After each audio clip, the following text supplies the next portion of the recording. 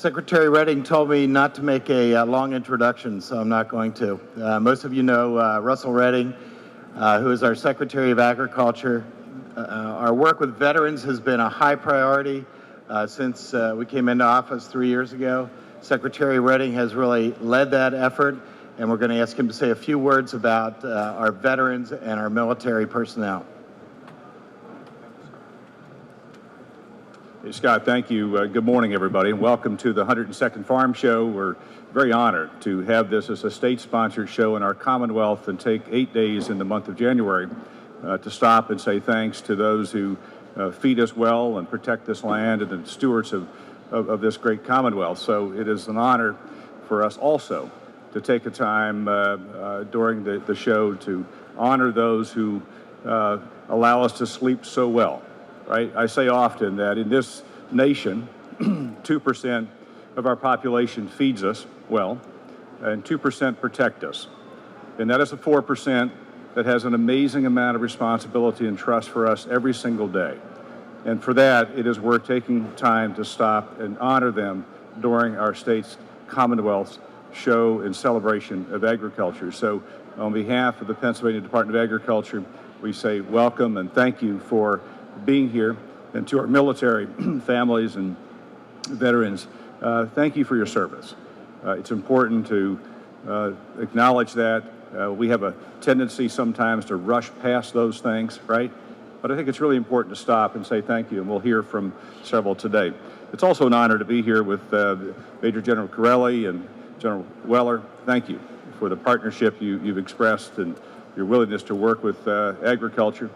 This show and celebration today sort of began a couple of years ago, and it was born out of the recognition of our interdependence, of our production agriculture and our military servicemen and women, and the protection and services that they provide. It was also in recognition that there are many similarities between our needs in agriculture and the skills and talents and the competencies that we have in our military veterans and the families.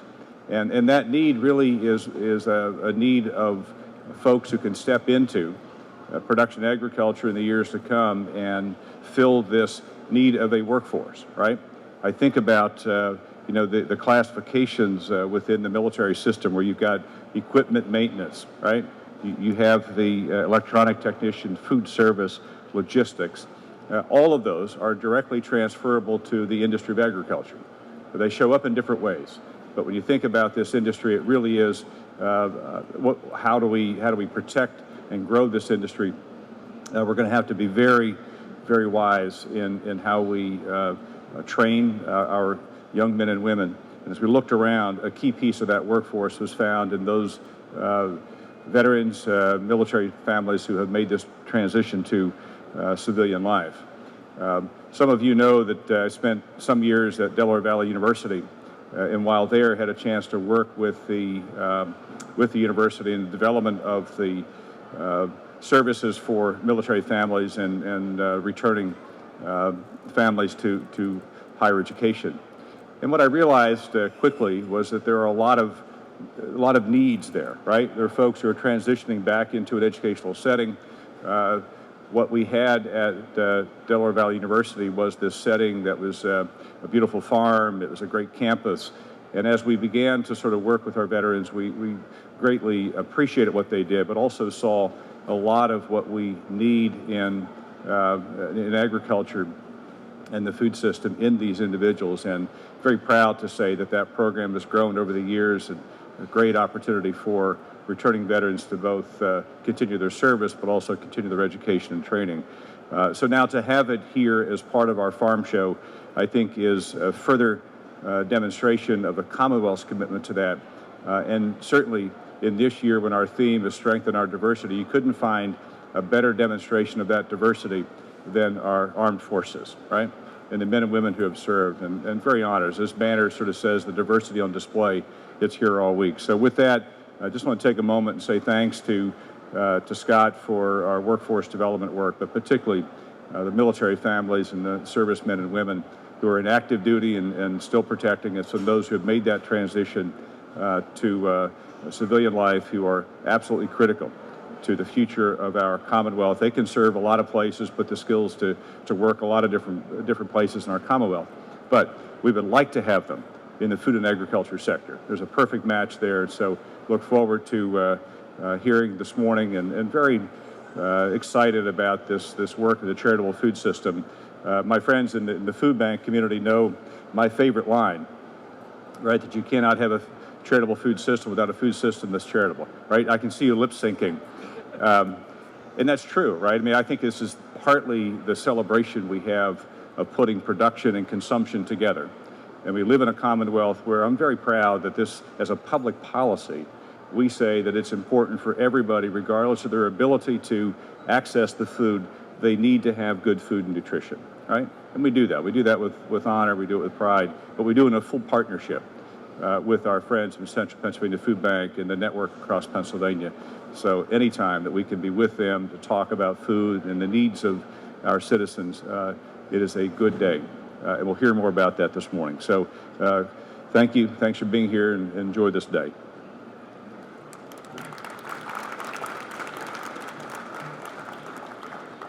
Thank you, Secretary. And before I introduce General Weller to say a few words, I'd like to recognize General Tony Corelli, who is the Adjutant General for Pennsylvania and also leads the Department of Military and Veterans Affairs. He's been a great partner in this, and General Corelli, we appreciate your support. I'd like to introduce next the Deputy Adjutant General, Major General Eric Weller, who has primary responsibility for services to veterans in the Commonwealth, a variety of services, liaison to veteran organizations. And again, General Weller has been a great support as we begin to think about how we mesh these two systems and make them work for the benefit of veterans throughout Pennsylvania. So, Major Weller, General Weller, sorry. Good morning. How's everybody doing? Good. I want to start off by saying that my boss is in the audience and I'm getting graded for this, so if you could help me along, I would appreciate it. As Scott mentioned, on behalf of Major General Tony Corelli, the Adjutant General of Pennsylvania, we want to thank Secretary Redding and the Department of Agriculture again for partnering with us to sponsor a Military Veterans and Their Family Day. It's important for the Department of Military and Veterans Affairs to establish relationships with organizations such as AG, because we want to make use of every possible resource in this state to help out our 820,000 veterans that reside in this great state. We also appreciate the opportunity to be able to place our mobile van in the arena here. Their sole purpose is to talk with any veteran that walks along and discuss benefits that are available to them. So if you get an opportunity, please, they're right back there in spot 255. As the Secretary mentioned, there's a lot of similarities between military members and people from the farming community. Both are committed to serving their communities and their country. Many veterans experience working the land and growing food as a holistic way to ease the transition back to civilian life. And that's an absolute fact. There's definitely a lot of synergy between our tenets and the tenets that farmers abide by. Things such as discipline, work ethic, responsibility, teamwork. I can remember back in the day, a little bit over 45 years ago when I was 12 years old, I actually lived on a farm.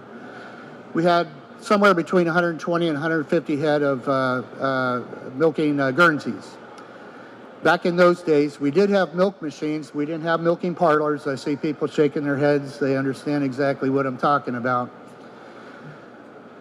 We didn't have a feeder line from the milk machine into the milk house, so you'd have to walk that milk 100, 200 yards to the milk house, dump the milk through a strainer into the refrigeration system, make sure that it was filtered properly.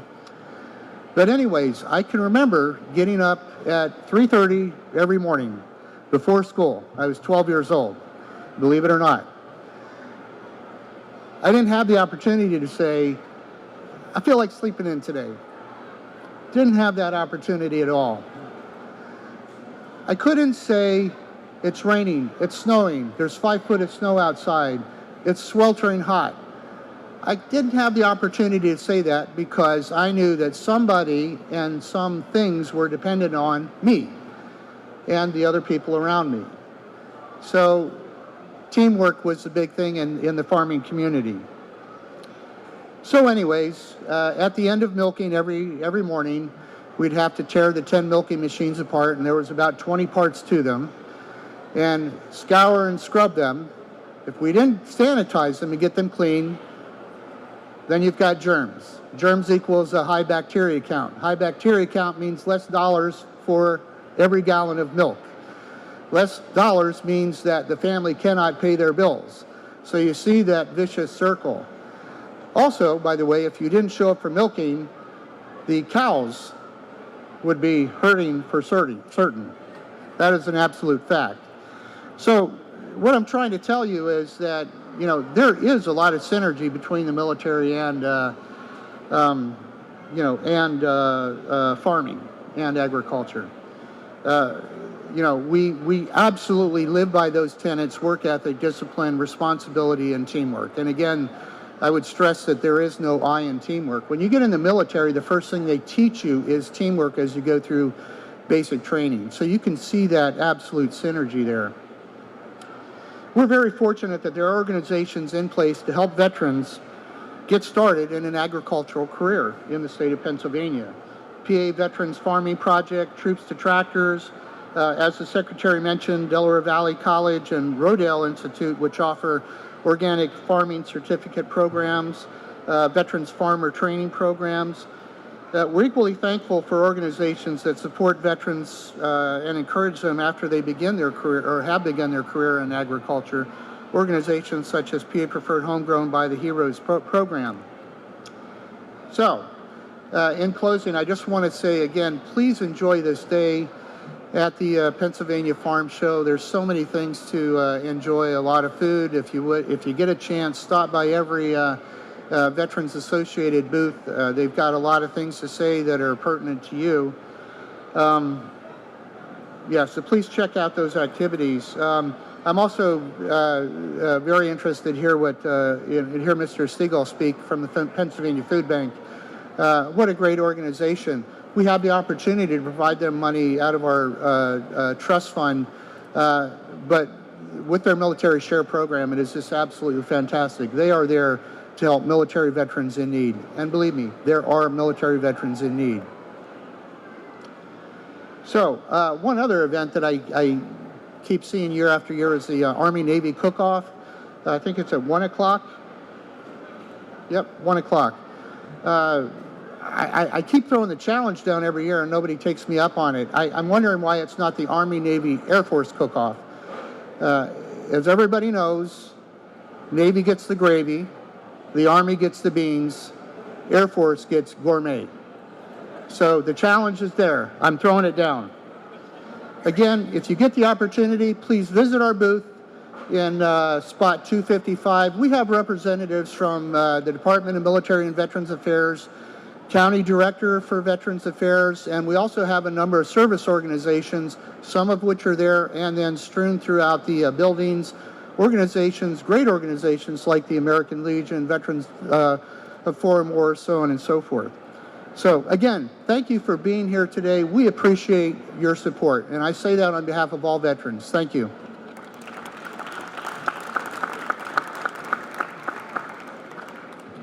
Thanks, General Weller.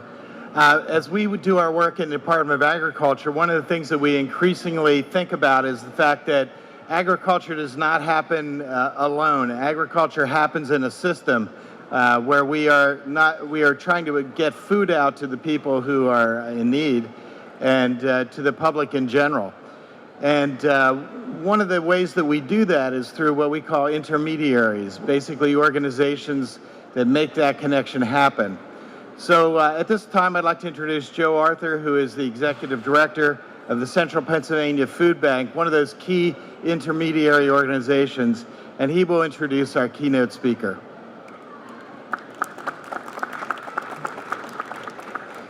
Thank you, Scott. And it's my pleasure to join everyone this morning as we honor our veterans, our military personnel, and their families.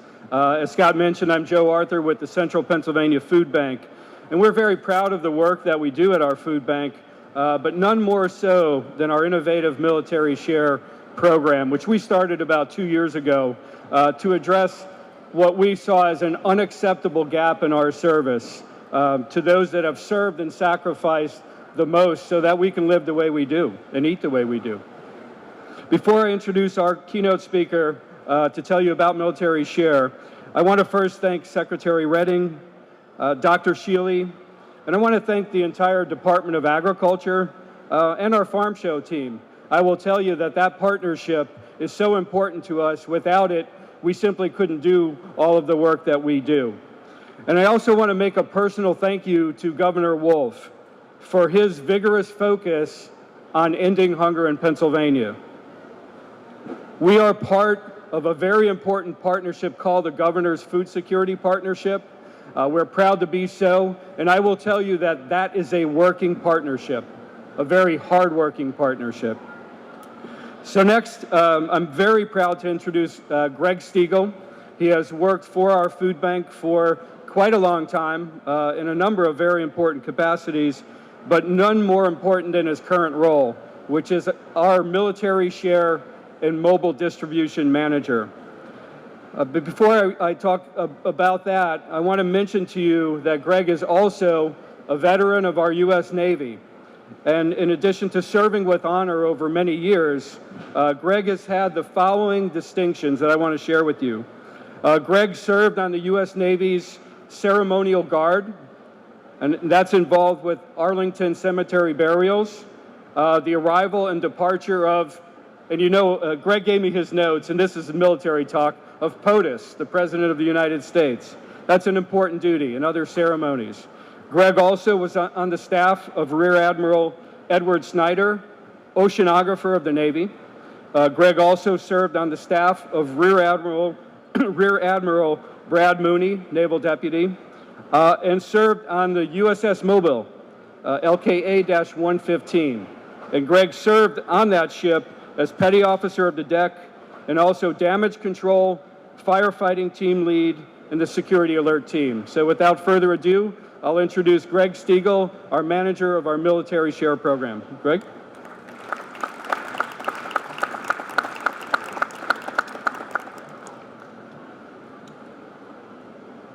I would also like to thank Secretary Redding, General Weller for inviting me to present this awesome program. It's our newest program called MilitaryShare. It's an honor to be part of the 102nd Pennsylvania Farm Show, especially today with it being veteran military personnel and their family day, because their families are just as important as the veterans. If you think about it, when a husband or wife is deployed, there's other people taking care of all the finances and everything else. So that is very important that we also include the families. Are there any veterans out here in the stage? Thank you. Always thank a veteran.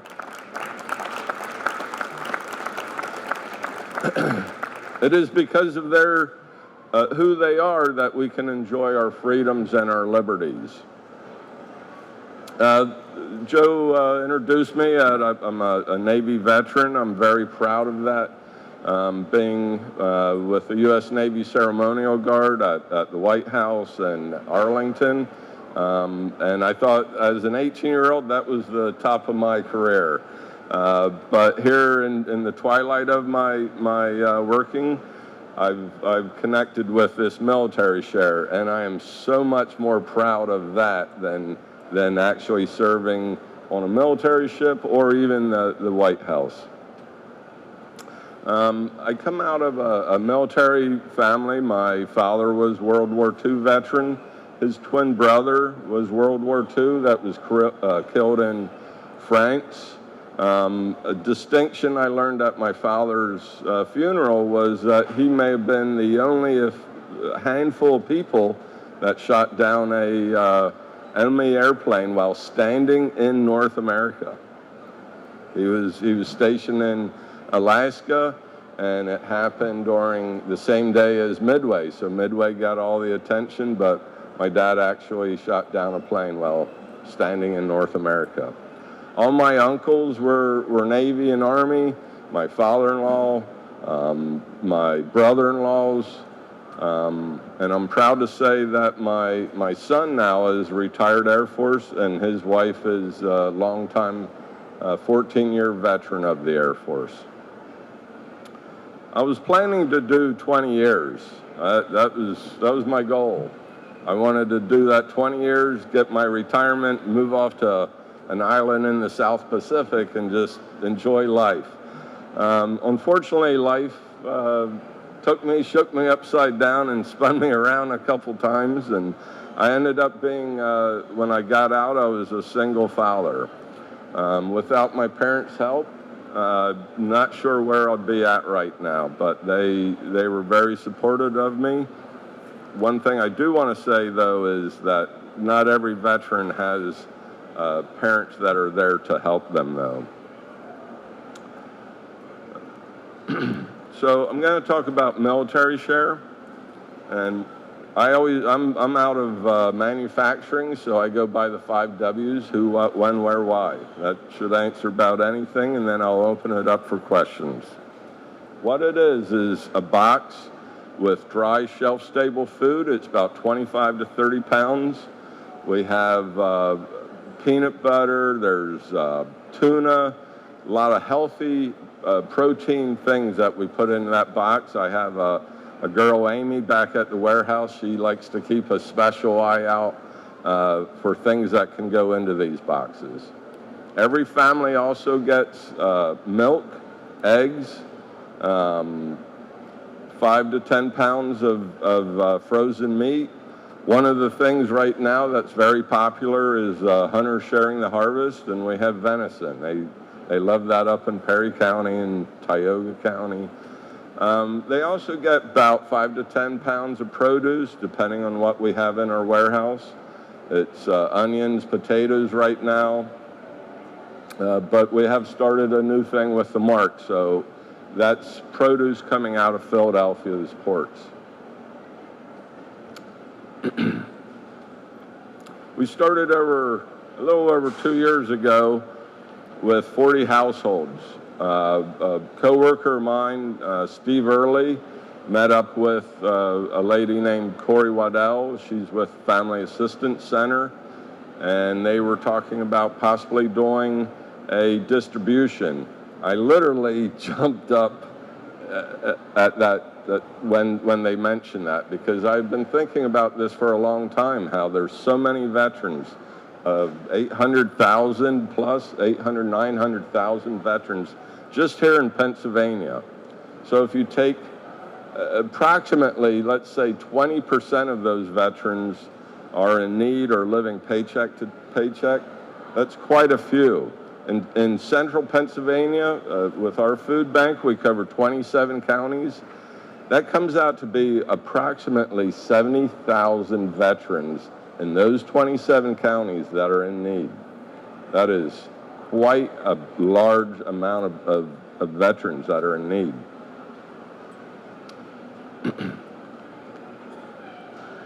So where do we do these distributions at? What it is we work with VFWs, American Legions, AMVETS, and occasionally with the armories. I see one, the American Legion Post 974 in New Cumberland, one of the communities that stepped forward and said, we can get a couple groups of volunteers to come together and distribute this food, the 60 pounds of food for each household. So when we started 2 years ago, it was approximately 40 households. Last month, 2,250 households just in December. For calendar year, thank you. But again, we have a long way to go. There's a lot, but Joe's challenged us with meeting the bold goal, which is trying to close that meal gap. And my military background, I wanted to do something with the veterans. I knew that there was a need out there. But the bottleneck was, how do we do this? We have 1,000 partners, 900 to 1,000 partners in our service territory. So driving home, I drive about 12 miles from home to work. There were 6 VFWs or American Legions, so why not use them? Their ethos is to help communities, specifically veteran communities. So that's why we partnered with like Tim Stentz. He's the commander at Post 974. I believe they call that the swamp or the swamp. It's an excellent place, though. Good food, good people, and their commitment is second to none. When we do this, I like to have it on a certain date. Day, actually. We don't go by dates, but it's once a month. Tim, you're what, the 4th Wednesday? So Tim's 4th Wednesday. Perry County might be the 3rd Thursday. There's Blair County, we have 2. They're the 1st Monday. So the clients that come to get our food, they know they don't have to have a date. It's just the 3rd Monday or the 2nd Friday. A little more about the veterans. This has been so popular that Feeding Pennsylvania has now adopted it. Jane Clement Smith is a director there. She's taken this on, and now we do this program at 8 different Feeding Pennsylvania food banks. So there's Philadelphia, Pittsburgh, Erie, Northeast Pennsylvania. They've all taken this on. And actually, our parent company, Feeding America, is piloting 10 programs working with VA hospitals throughout the nation. Who they are. They're the underserved. And that's the important part. How do you get more food out? You have to find who the underserved are. So veterans, obviously, there's a lot of pride with them. They'll be one of the last ones to actually come forward and say that they need help. But they're the homeless, the homebound, and yes, vets with physical and mental conditions. These vets have protected us. The service our veterans perform is nearly endless. There's so many things that when you're free to do that you can do with science and health and medicine. Veterans and their families, again, important with their families, who have sacrificed so much, who gave us liberty, who now need a hand. Vets have all raised their right hand to protect you from harm, who swore an oath to die for you and your freedoms. These might be men and women in your family or friends you have known. They were all trained, drilled into them that the right thing to do is to put others before themselves. And I've seen it countless times on board ship. Someone falls overboard, there's someone jumping right in there to save them. Even with sharks, when you're on a naval ship, after 50 miles out, you throw food off the side. You have nowhere to go with it. Well, sharks will follow, but these guys, they would just dive right in there, not even thinking of their own life. Why do we do it? We do it to honor past, present, future veterans. We can all do our part by letting them know how grateful we are for their service. Let them know that we appreciate them. I've seen it firsthand at the distributions that we do, the smiles, the gratitude. They're unbelievable people that step up to do this. So what I want to say, though, is to get involved, get engaged. Each of us can make a difference. If you're thinking of donating or volunteering, then donate and volunteer. Don't be a coulda, shoulda, woulda, because you could end up, your life goes by and, boy, I could have, I should have, I would have. Just do it. If nothing else, please advocate for those less fortunate. One last story I want to share with you, and kind of tying in, it was actually your speech last year, Secretary Redding, about connecting farmers and veterans and how well they play together. And his name's Tim. Tim Wallace, I know, is here somewhere. There he is, way over there. Of course, he's in the back. Tim has a family farm that hadn't been any tilling on any growing for years, I would say, 30 years maybe. But he took that farm and connected with me, and he wanted to grow crops for us. So how great is that? We have a veteran farmer, a Vietnam veteran, who's growing crops for us. In his first year, it was 2,000 pounds. So 2,000 pounds out of 1,000,000 doesn't seem like much, but boy, what it really means to the veterans that are receiving it is just phenomenal. He also has a little bit of a problem where to get out all day is just too much for him. So, and there was a lot of work to start. This farm had not been tilled in a long time, and he had a plan. And what was it, 30 plots that you made? 30 plots. So to keep the deer out, he needed to put a fence up. How could we do this? Well, I go to a monthly meeting called PA Cares, and they have people come in and do a presentation for us. One of them was a group called Team Red, White, and Blue. They presented. Over here they are. Awesome people. They go out in the community. Veterans go out in the community and clean up parks and schools and do all kinds of community service, yet you won't hear much about them. Well, the lady that I talked to, she said, you know, I know this other group, and they're called Team Rubicon, and they're maybe more what we were looking to do. So I called Team Rubicon, got them with Tim Wallace at Milk and Honey. And one day we went out and put up 200 feet of fence, 250 feet of deer fence around the plot. Helped them do all the tilling, the planting. He gets veteran volunteers to come out to help with the harvesting and everything else. He's just super how that just ties all the synergy of that.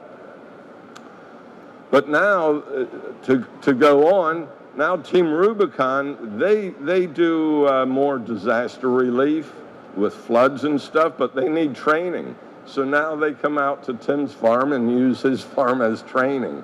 And it helps clear the brush. I'm just really proud of this program. I'm so thankful for Joe allowing me to spend a good part of my day promoting this, meeting with all the different communities and VFWs, going out and speaking to them. Again, that is their ethos, but I will have a booth at the Pennsylvania Department of Agriculture, booth number 659. If you'd like to come by, I have flyers. We do about 22 distributions per month right now, we're averaging, with just really awesome groups. Perry County has all come together. Blair County, there's 2 out there. We work with homeless, Veterans Helping Hands down in York, and JFT Recovery in New Cumberland. We're up in Gratz, we're in Williamsport, we're just started Tuesday in Tioga County. It's quite the drive up there. And Huntington County is another new one that's coming on. So each year we keep adding on, and we started, the first year was 400,000. Last year was 1 million pounds. So I'm going to guess, I'm going to shoot for 2 million pounds. I don't know if we'll do it, but you need to shoot. Thank you very much.